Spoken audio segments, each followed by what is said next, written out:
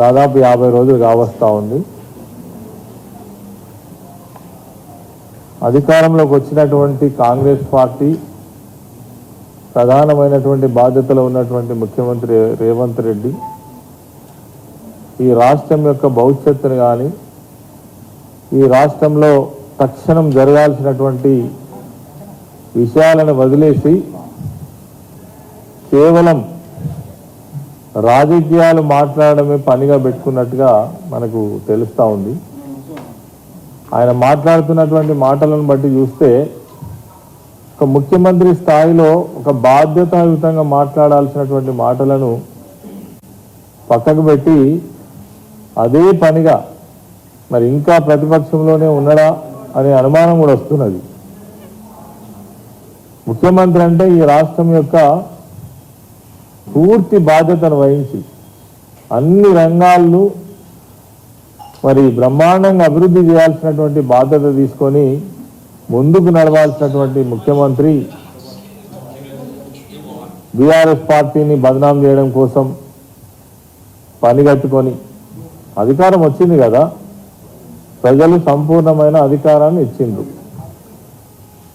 దాన్ని మంచిగా నిలబెట్టుకొని ప్రజలకు ఏం కావాలో చేయాల్సినటువంటి బాధ్యతలో ఉన్న మీరు ఇవాళ అవసరం లేనటువంటి ఆరోపణలు చేస్తూ ఉన్నారు.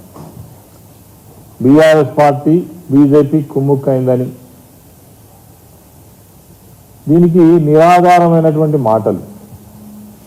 నిజంగా బీఆర్ఎస్ పార్టీ బీజేపీతో కుమ్ముక్కైతే ఇక్కడ ఓరిగా వాళ్ళకు సంబంధించినటువంటి విషయాలను మరి ధైర్యంగా ఎదుర్కొని ప్రధానమంత్రిని కూడా ప్రశ్నించినటువంటి నాయకుడు ఎవరు అని అంటే కేసీఆర్ గారని ఖచ్చితంగా చెప్పచ్చు.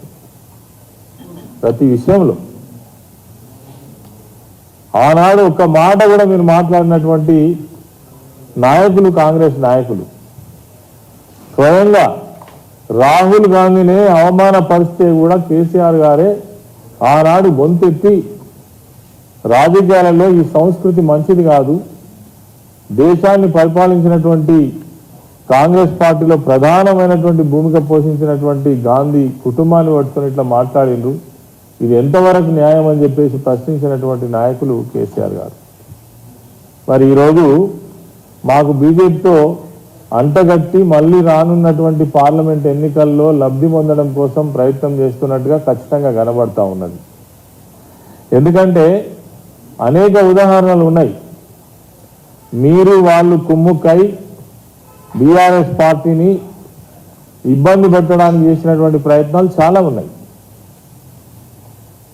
హుజురాబాద్ ఎన్నికలలో మేము చూసినాం, కావాలనే మీరు డమ్మీ అయి ఆ రోజు బీజేపీని గెలిపించినటువంటి పరిస్థితి. నిజామాబాద్ పార్లమెంట్ ఎన్నికలలో మీ అభ్యర్థి జీరో, ఎక్కడికి పోయినా మేము చూసినాం కుమ్ముక్కైన సంగతి, ఇది ప్రజలకు తెలుసు. అదేవిధంగా ఇటువంటి సంఘటనలు అనేకం. నిన్నగాక మొన్న బండి సంజయ్ స్వయంగా అన్నాడు, రేవంత్ అన్న నువ్వు నేను కాదు కొట్లాడేది, మన ఇద్దరం కలిసి బీఆర్ఎస్ను బొందబెట్టాలని మాట్లాడిన మాటలు ప్రపంచమంతా చూసింది, పత్రికలను రాసినాయి, ఛానల్స్లో అన్నిట్లలో కూడా వచ్చినాయి. ఇది సత్యం. అదేవిధంగా మీరు ముఖ్యమంత్రిగా ఎన్నికై ఢిల్లీకి పోయి ప్రధానమంత్రిని కలిస్తే స్వయంగా ప్రధానమంత్రి గారే రేవంత్ రెడ్డి మన ఇద్దరం కలిసి బీఆర్ఎస్ని కథం పట్టియాలంటే ఒక ప్రముఖమైనటువంటి పత్రిక ఇక్కడ రిపోర్ట్ చేస్తే ప్రజలందరూ చదివినటువంటి వాస్తవాలు కళ్ళ ముందట ఉన్నాయి. మరి ఈరోజు మళ్ళీ స్వయంగా అదే ముఖ్యమంత్రి అదే రేవంత్ రెడ్డి గారు మరి బీజేపీతో కుమ్ముక్కు అయిందని చెప్పేసి మాట్లాడి కొన్ని వర్గాలను దూరం చేసేటువంటి ఒక ప్రయత్నంలో భాగంగానే ఈ మాటలు మాట్లాడుతున్నారని అనడంలో ఎటువంటి సందేహం లేదు. దీన్ని మేము తీవ్రంగా ఖండిస్తూ ఉన్నామని ఈ సందర్భంగా తెలియజేస్తా ఉన్నాం. అదేవిధంగా రైతుల పక్షాన నిలబడ్డటువంటి ప్రభుత్వం కేసీఆర్ గారి ప్రభుత్వం.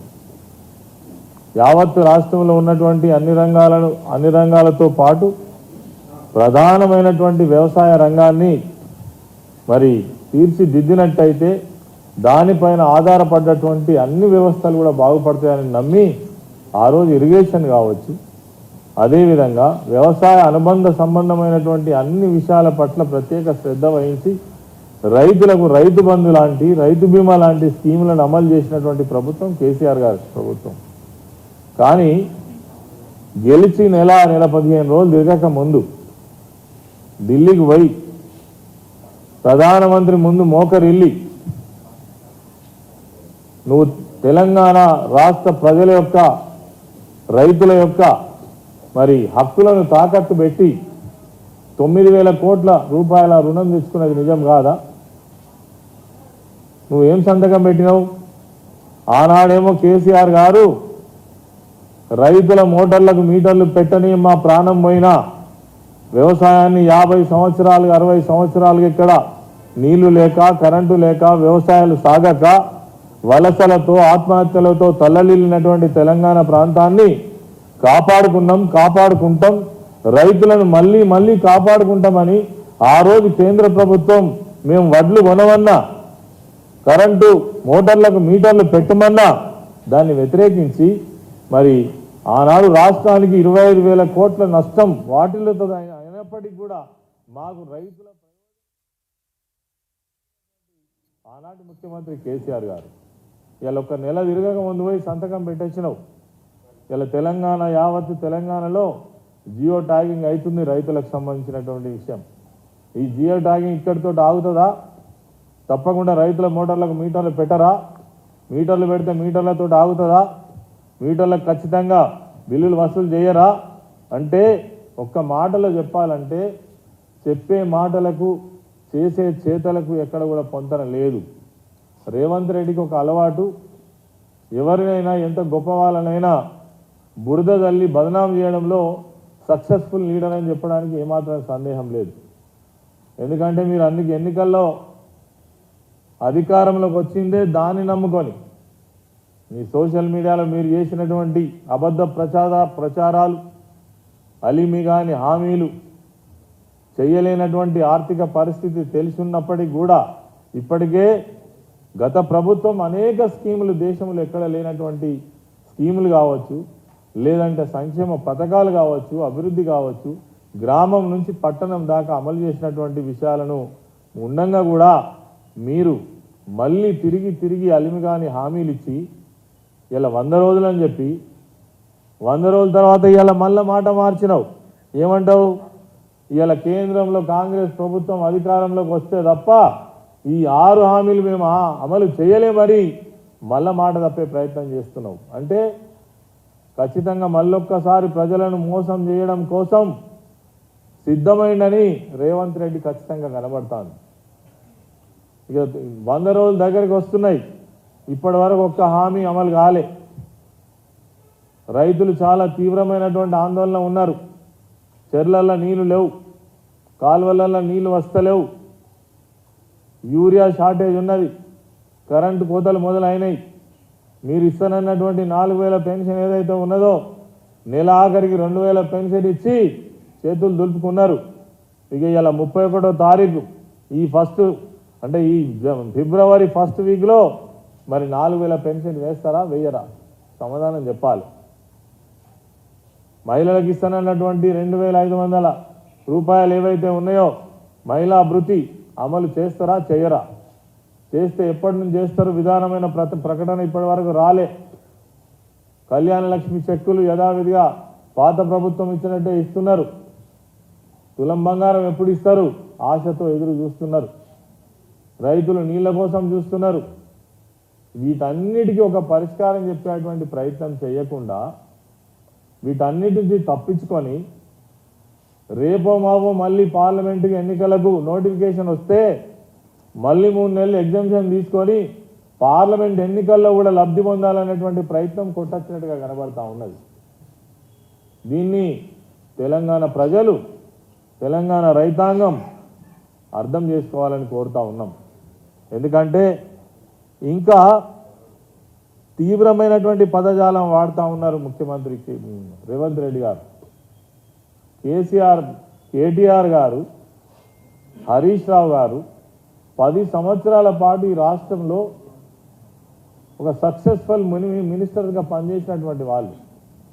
ఐటీ రంగాన్ని ఈరోజు దేశంలో ఉన్నతమైన స్థాయికి తీసుకుపోవడంలో, పట్టణ అభివృద్ధి చేయడంలో, మౌలిక వసతుల కల్పనలో బ్రహ్మాండమైనటువంటి అభివృద్ధిని చేసినటువంటి కేటీఆర్ను పట్టుకొని ఇరిగేషన్ రంగంలో బ్రహ్మాండమైనటువంటి ప్రాజెక్టులు 23 భారీ ప్రాజెక్టులను అన్ని కూడా పూర్తి చేసినటువంటి హరీష్ రావును పట్టుకొని ఇలా బిల్లా రంగాన్ని పోల్స్తావా? ఒక అంతకులతో సమానంగా వీళ్ళని పోల్స్తావా? ఒక ముఖ్యమంత్రిగా మాట్లాడేటువంటి మాటలేనా? దీన్ని చాలా తీవ్రంగా ఖండిస్తున్నాం. ఇటువంటి మాటలు మానుకోవాలని మేము సీఎం గారిని కోరుతా ఉన్నాం. మీరు మీ హద్దుల్లో ఉండి మాట్లాడండి, ముఖ్యమంత్రి స్థాయిని మర్చి మాట్లాడవద్దని మరి కోరుతా ఉన్నాం. అదేవిధంగా ఈరోజు ఈ హామీలు ఉన్నాయి. ఈ హామీలన్నీ కూడా 100 రోజులలో నెరవేర్చాలి. మీరు చెప్పిన మాటనే ఆ రోజు ఏమన్నారు? స్వయంగా ప్రజాప్రతినిధులంటే, రాజకీయ పార్టీలంటే ఒక ముఖ్యమంత్రి స్థాయిలో ప్రవర్తించేటువంటి వాళ్ళు బాధ్యతాయుతంగా మాట్లాడాలి. 9వ తారీఖు అంటే మేము అధికారంలోకి వస్తే వచ్చే 9వ తారీఖు రోజు 2 లక్షల రూపాయల రుణమాఫీ చేస్తానంటివి. స్వయంగా నువ్వే చెప్తివి. ఇప్పుడు రుణం తెచ్చుకోపోండి, ఎవరైనా తీసుకోని వాళ్ళు ఉంటే కూడా తీసుకోపోండి అని చెప్తివి. రైతు బంధు 15,000 ఇప్పుడు 10,000 వస్తున్నాయి కదా, అది ముస్టంటివి. ఆ ముష్టి లేదా 15,000 లేవా? ఇలా లక్షల మంది రైతులు కళ్ళల్లో వత్తులు వేసుకొని దున్నుకొని మరి ఇలా నాట్లు పెట్టి మందు బస్తాల కోసం ఎప్పుడు పైసలు వస్తాయని ఎదురు చూస్తూ ఉన్నారు. ఎప్పుడు వేస్తావు రేవంత్ రెడ్డి అని ఇలా అనేక మంది రైతులు మేము సోషల్ మీడియాలో చూస్తున్నాం. చాలా మంది రైతులు ఆత్మహత్యలు చేసుకుంటా ఉన్నారు ధైర్యం గడిపోయి. ఇలా వేసినటువంటి వేసంగి పంటకు గ్యారంటీ లేదు. మీరు ఇచ్చినటువంటి నీళ్ళు ఏవైతే ఉన్నాయో ఫేజ్ 1కు అంతంత మాత్రమే సరిపోతాయి. ఫేజ్ 2 ఎస్ఆర్ఎస్పీ ఏదైతే ఉందో నీళ్లు లేవు, ఎస్ఆర్ఎస్పీలో లేవు. మీరు ఇచ్చినటువంటి 3 టీఎంసీలు ఏవైతే ఎల్ఎండికి ఇచ్చిండ్రో అవి సరిపోవు అనేది ఖచ్చితంగా అధికారులు చెప్తున్నటువంటి నివేదిక. ఈ పంటలను ఎట్లా కాపాడతారు? మీరు వచ్చిన తర్వాత మీరు చేసిన ఘనకార్యం ఏంది? ఏ రక్షణ కల్పించబోయినరు? అదేవిధంగా బీఆర్ఎస్ పార్టీని పట్టుకొని ఈరోజు ఏమంటున్నారు? మీరు బీఆర్ఎస్ పార్టీని పట్టుకొని దాన్ని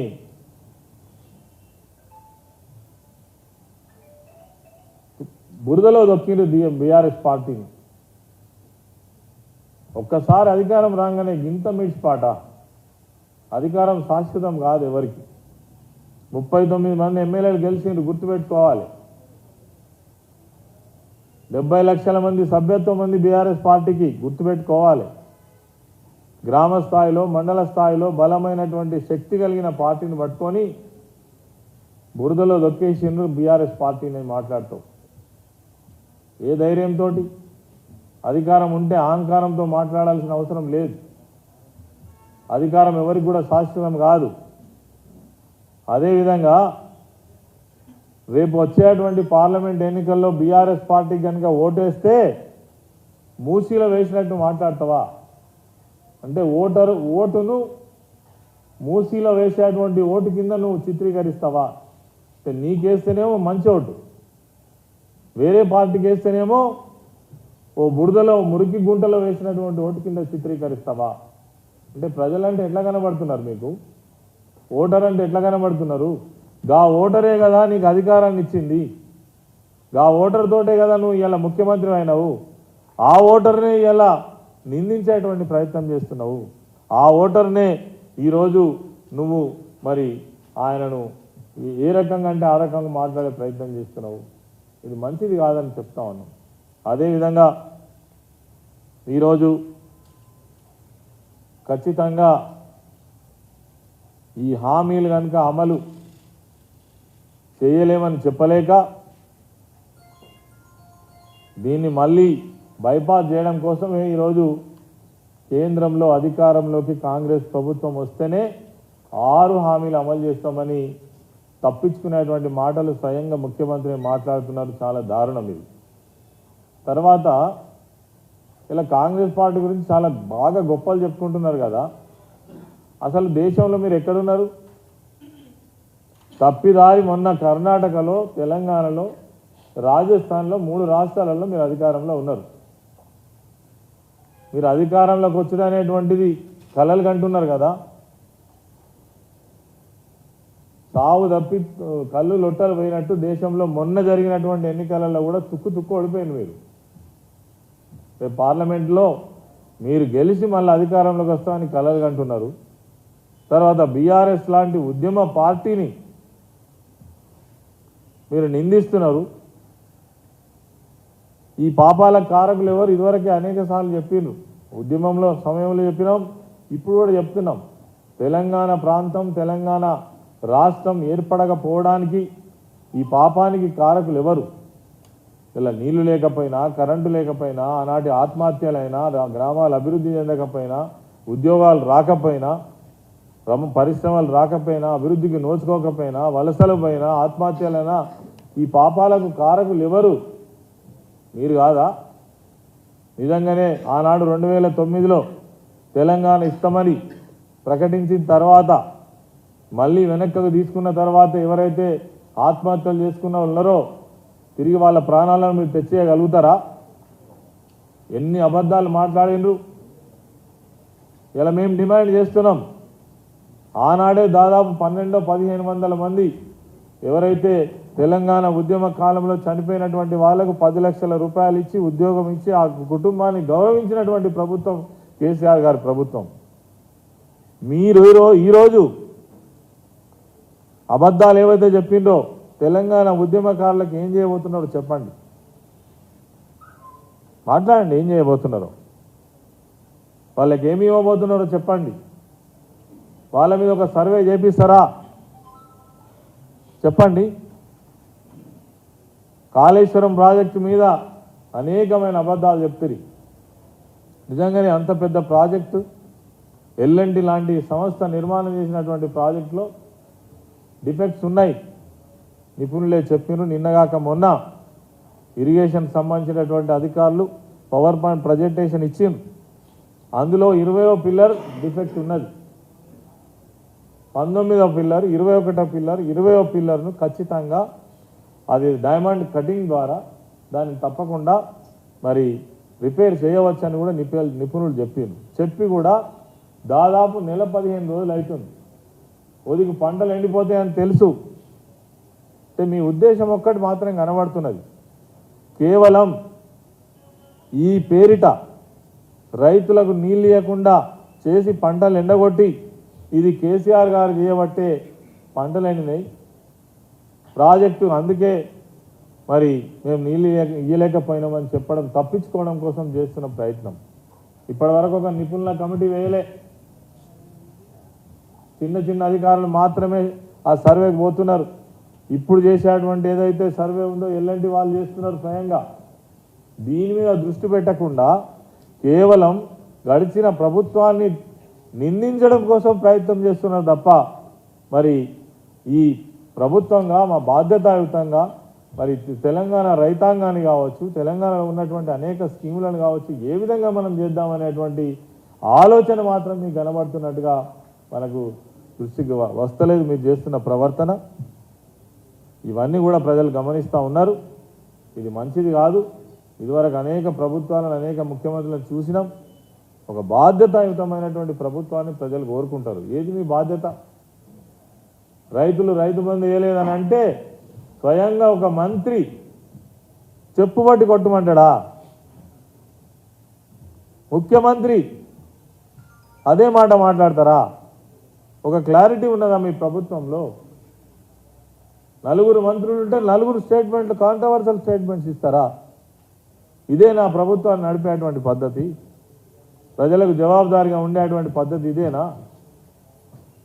ఇలా మేము కాదు, యావత్తు తెలంగాణ ప్రజానికం ప్రశ్నిస్తుంది. సమాధానం చెప్పండి. మమ్మల్ని తిట్టడం కాదు, కేసీఆర్ గారిని తిట్టడం కాదు. కేసీఆర్ గారు ఈ రాష్ట్రాన్ని బ్రహ్మాండంగా అభివృద్ధి చేసి తెలంగాణ ప్రజలకు తెలుసు. కొన్ని కారణాల వల్ల అధికారం రావచ్చు. అయినంత మాత్రాన మీరు మీ బాధ్యత నుంచి తప్పుకొని మరి అనవసరమైనటువంటి విషయాలను ముందుకు తీసుకొచ్చి మళ్ళొక్కసారి లబ్ధి పొందేటువంటి ప్రయత్నం చేస్తున్నారు. ఇది తగదని ఈ సందర్భంగా తెలియజేస్తాం.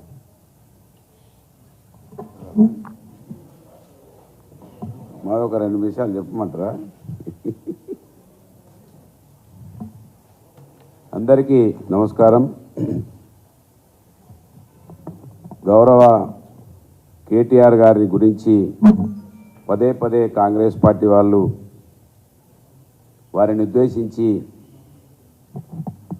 మా కార్యనిర్వాహక అధ్యక్షుడిగా, ప్రతిపక్ష నాయకుడిగా ప్రజల గొంతుకను వినిపిస్తున్నటువంటి క్రమంలో కాంగ్రెస్ పార్టీ వారిని చాలా ఘోరమైన పదజాలంతో, అహంకారిగా, వివిధ రకాల మాటలతో వారిని తిడుతున్నటువంటి పరిస్థితిని ప్రజల ముందు ఉంచాలని, వారు మాట్లాడే మాటలు ప్రజల కష్టాలను, ప్రజలను ఆఖరి తీర్చేందుకోసమే మాట్లాడుతున్నాడనే విషయాన్ని కాంగ్రెస్ పార్టీకి దృష్టికి తీసుకురావాలని మంత్రి నియోజకవర్గం నుంచి పెద్దపల్లి జిల్లా ప్రజాపరిషత్ అధ్యక్షునిగా వాళ్ళ కాంగ్రెస్ పార్టీ బీఆర్ఎస్ పార్టీ ఏమీ చేయలేదని అంటూనే ఈరోజు బీఆర్ఎస్ పార్టీ ఎగ్జాములలో ఉత్తీర్ణమైనటువంటి స్టాఫ్ నర్సులకు రిక్రూట్మెంట్ పత్రాలను ఇస్తూ ఏమీ చేయలేదని చెప్తా ఉన్నది. ఆర్టీసీ బస్సులను మొన్ననే ఆర్టీసీకి అప్పచెప్పినటువంటి 600-700 బస్సులను ఇచ్చి బీఆర్ఎస్ ప్రభుత్వం ఏం చేయలేదని చెప్తున్నది. కాంగ్రెస్ పార్టీ ఎంతసేపు అబద్ధాలు చెప్పి, మాయ మాటలు చెప్పి అధికారంలోకి వచ్చిన తర్వాత మళ్ళీ అదే విధంగా మాయ మాటలను ప్రజలను నమ్మించి ముందుకెళ్లాలని చూస్తున్నటువంటి క్రమంలో అది గమనించిన కేటీ రామారావు కావచ్చు, మా పార్టీ నాయకులందరూ కూడా ప్రభుత్వం దృష్టికి తీసుకెళ్తా ఉంటే అట్లనే నమ్మి మోసపోవాలని చూసి కాంగ్రెస్ పార్టీ వాళ్ళ మళ్ళీ అదే అబద్ధపు, మేము ఇంకా చదువుకోనే లేదు, మా పార్టీ మొన్ననే అధికారంలోకి వచ్చిందంటే నిజంగా నవ్వొస్తూ ఉన్నది. ఈ దేశంలో మా పార్టీకే 100 సంవత్సరాల పైచిలుకు చరిత్ర ఉన్నదని చెప్పుతూనే ఇవాళ కొత్తగానే ఆవిష్కరించిన పార్టీలాగా ఇప్పుడే రిజిస్ట్రేషన్ అయినట్టుగా, ఇంతకుముందు వీళ్ళకి అధికారం అంటే లేదు తెలియనట్టుగా నిజంగా మాట్లాడడము వాళ్ళకి సిగ్గు అనిపిస్తలేదని నేను భావిస్తూ ఉన్నాను. మీరు 5 సంవత్సరాలుగా లక్షల కోట్ల రూపాయల అప్పులు తెచ్చిరని బదనాం చేసిండ్రు. ఇవాళ ఆ అప్పులు ఉన్నాయని తెలిసి కూడా మీ ఉపన్యాసాలలో చెప్పిండ్రు, డిసెంబర్లో అవ్వలారా 2000 పెన్షన్ తీసుకోకండి, 4000 పెన్షన్ ఇస్తామని ఇవాళ ఉన్న గౌరవ ముఖ్యమంత్రి గారే చెప్పినారు.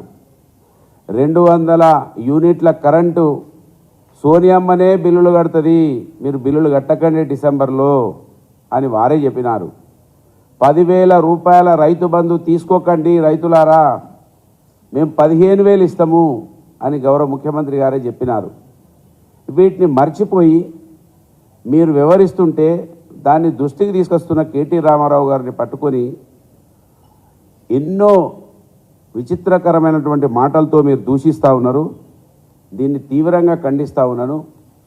బడుగు బలహీన వర్గాల ప్రతినిధిగా ఇవాళ ఎక్కువ శాతం కేసీఆర్ గారి పథకాలు ఏ వర్గాలకైతే అందినాయో ఆ వర్గాల నుంచి వచ్చిన బిడ్డగా ఒక మామూలు మధ్యతరగతి నుంచి ఇవాళ ఎమ్మెల్యే స్థాయికి ఎదిగినా కూడా, జిల్లా పరిషత్ చైర్మన్గా ఉన్నా కూడా ఇవాళ గ్రామాలలో పెన్షన్ తోటి బతికేటువంటి మా అవ్వలు, మా తండ్రులు నిజంగా ఏదో గొప్పగా జరుగుతుందని, రైతు బంధు అయితే నిజంగా చాలామందికి ఆధారమైంది. రైతు బంధుతోటి వాళ్ళ రైతులలో ముఖాలలో కొంత చిరునవ్వులు వచ్చినాయి. దాన్ని వాళ్ళ మంట కలిపినటువంటి కాంగ్రెస్ పార్టీ ఇంకా మరి ఎదురుదాడి చేయడము, మేము చదువుకోలేదని చెప్పి సానుభూతి పొందే ప్రయత్నం చేయడాన్ని తీవ్రంగా ఖండిస్తూ మీ కాంగ్రెస్ పార్టీ ఎప్పుడు అవతరించింది, ఏం మాట్లాడుతున్నారో ఇవాళ ప్రజలకు జవాబు చెప్పాలని ఖచ్చితంగా కేటీఆర్ గారు ప్రజల పక్షాన మాట్లాడుతూ ఉన్నారు. దానిని గమనించండి. మీరు ఇప్పటి వరకు కూడా ఒక దిశానిర్దేశం ఈ సమాజానికి ప్రజలకు తెలంగాణ రాష్ట్ర ప్రజలకు చెప్పలేదు. ఏది ఎప్పుడు ఇస్తాము, ఏది ఎప్పుడు చేస్తాము. 4,000 ఎప్పుడు ఇస్తారో చెప్తలేరు, 15,000 రూపాయలు ఎప్పుడు ఇస్తారో చెప్తలేరు. ఆ 2 ఎకరాలకో 3 ఎకరాలకో ఇప్పటి వరకు పడ్డ వాటిని కూడా ఎప్పుడు వస్తున్నాయో తెలియకుండా మీరు వ్యవహరిస్తున్నారు. ఏవి కూడా ఒక రూట్ మ్యాప్, ఒక క్యాలెండర్ రిలీజ్ చేయకుండా మీరు వ్యవహరిస్తూ మా పార్టీ నాయకులు మాట్లాడితే దాడులు చేస్తూ వివిధ రకాల దుర్భాషలు ఆడుతున్నటువంటి మీరు ఆలోచన చేయండి. ఇప్పటికైనా ప్రజలు ఎదురు చూస్తూ ఉన్నారు, మీ మీద ఆశలు పెట్టుకున్నారు, ఏదో చేస్తారని. ఇంత ఘోరంగా ఒక నెల రోజుల లోపలనే వాళ్ళ గ్రామాలలో అనేక వీడియోలు వస్తున్నాయి. ఇట్లా జరుగుతుంది అనుకోలేదు, ఇన్ని అబద్ధాల అని బాధపడుతూ ఉన్నారు. ఇప్పటికైనా కళ్ళు తెరవండి అని కాంగ్రెస్ పార్టీని డిమాండ్ చేస్తూ ఉన్నాను. ముఖ్యమంత్రి గారు అన్న మాటల మీద నిలబడాలని. మీరు ఎక్కువ రోజులు చెప్పలేదు. 4,000 పెన్షన్, 15,000 రైతు బంధు, కరెంటు, ఈ 3 అయితే డిసెంబర్లోనే ఇస్తామని చెప్పిండ్రు. 2 లక్షల రుణమాఫీ కూడా డిసెంబర్లోనే ఇస్తామన్నారు. మీ వీడియోలు కూడా ఉన్నాయి కనుక దానిని గమనించమని ఈ వేదిక ద్వారా కాంగ్రెస్ ప్రభుత్వాన్ని డిమాండ్ చేస్తూ ఉన్నాను. ధన్యవాదాలు.